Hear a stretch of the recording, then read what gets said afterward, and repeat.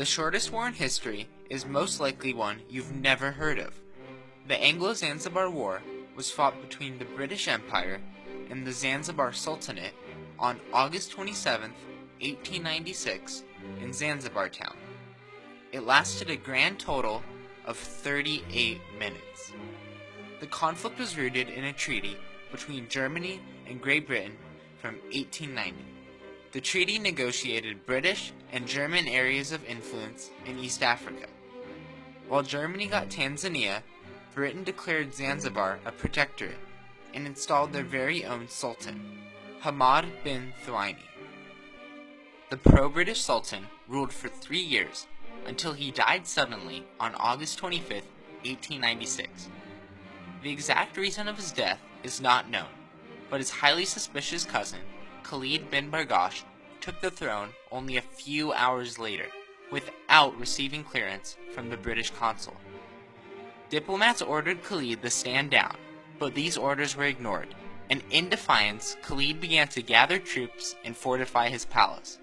Soon the rogue sultan had gathered over 3,000 armed men, multiple cannons, and even a royal yacht, which he basically turned into a miniature warship. On their side, the British had 2 warships anchored in the harbor, and ground forces were being brought ashore to secure British interests in the city. The consul and diplomatic envoy to Zanzibar, Basil Cave, requested assistance from a 3rd warship in the area, and with his troops in place, issued ultimatums to Khalid. 2 more warships joined the force the next day, and Cave heard back from his superiors, giving him the okay to fight. On August 26th, Basil Cave issued one final ultimatum to the Sultan, demanding he step down by 9 a.m. the next morning. The night passed without a reply. However, an hour before the deadline, Khalid finally responded, "We have no intention of hauling down our flag, and we do not believe you would open fire on us."